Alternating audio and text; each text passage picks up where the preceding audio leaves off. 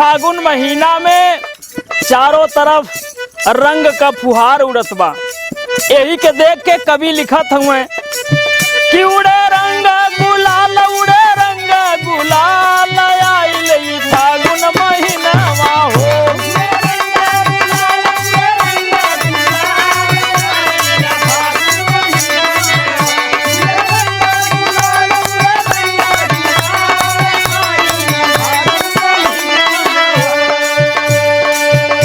अरे आइल बसंत जब सरसों फुलैले, आइल बसंत जब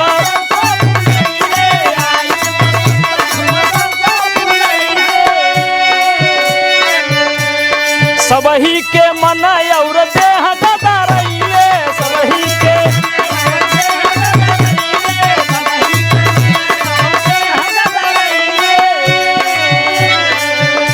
अरे देह गदरैले हो, देह गदरैले, देह गदरैले हो।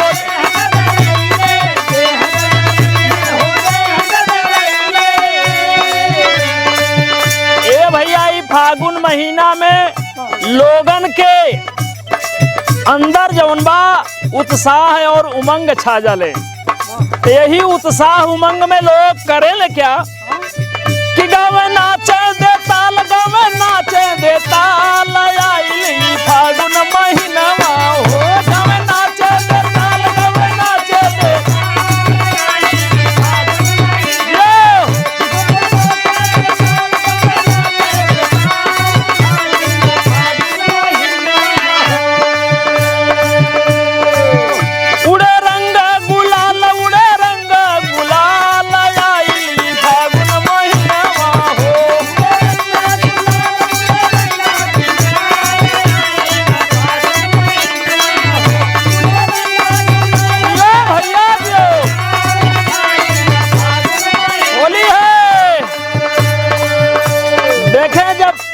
जौने दिना होली आवत तो होली जलावे के दिन लोग जाते थे चारों तरफ से होली के सजाए के और होली के पास बैठ के चारों कैती आपन होली जला के वही में बैर विरोध जौन जिंदगी भर के हर साल भरे करत होके जलाए देते।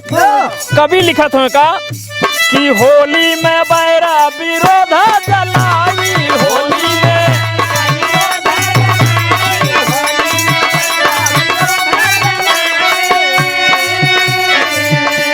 विरोध जलाई भैया, विरोध जलाई, विरोध जलाई।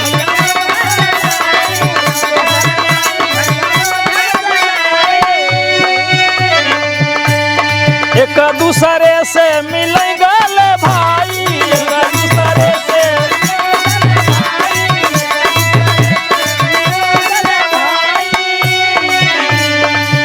साल भरे का बैर विरोध वही होली में जला के और बिहान से लोग रंग अबीर गुलाल लेके एक दूसरे से गले मिलते हैं और बड़ा ही प्यार का संदेशा लेके ये होली हमारे बीच में आवत है। एक दूसरे के मिला के गले से गले प्रेम पैदा करे बदे ये हमारे बीच होली आवत है। तो मिलके भैले निहाल, मिलके भैले निहाल आइल ई फागुन महीनावा हो।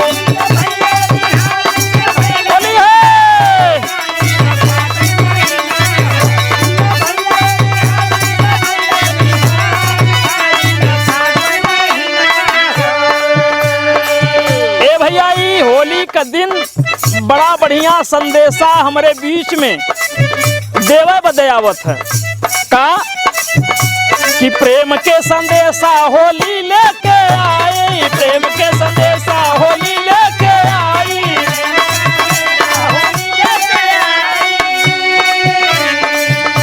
होली सिखावत है कि साल भरे के जौन बैर विरोध बा ओके भुलाए के और गले से गले मिलके सब भूल जा।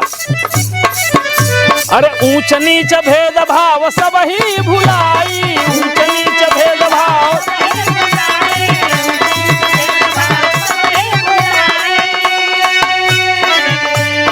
ए भैया के छोटवार बा के बड़वार बा के करे रुपया पैसा ज्यादा बा, के करे कम बा, ई सारी बात के एकदम खत्म करके सबके एक समान करके ई होली गले से गले मिलावत है।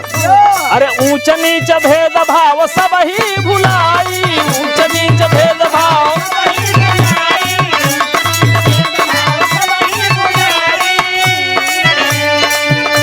देखा देवर भौजाई के बीच में बड़ा भारी प्रेम होला और ये होली के दिन देवर भौजाई के ऊपर रंग डालत है। दिए लाल रंग डाल, दिए लाल रंग डाल, आइल ई फागुन महीनवा हो।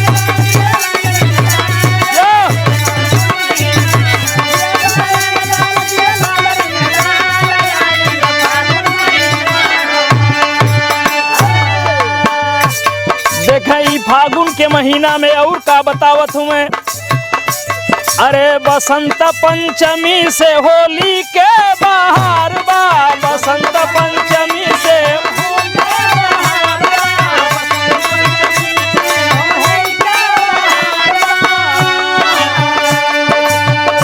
बसंत ऋतु में पंचमी के दिन से ई होली के आगमन हो जाले, जौने दिना की सरस्वती का पूजन होला और ये तमाम पेड़ पौधा हरी हरी पत्तियों से सज जाले और फूल से डाली एकदम फूल का डाली एकदम फूल से सज जाले। वही समय ये बसंत पंचमी के दिन से ही होली का शुरुआत बा।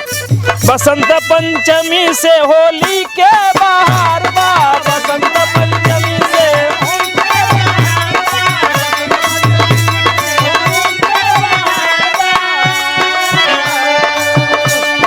रंग अबीर गुलाल के फुहार बा, रंग अबीर।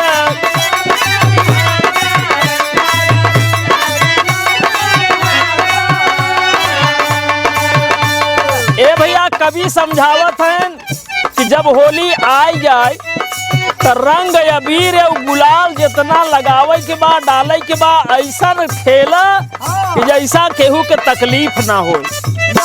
होली के दिना केहू ले जाए कि केहू के आँखी में लगाई देते हैं, केहू के एकदम परेशान करत हैं, तो परेशान करे बदे होली नहीं आवत।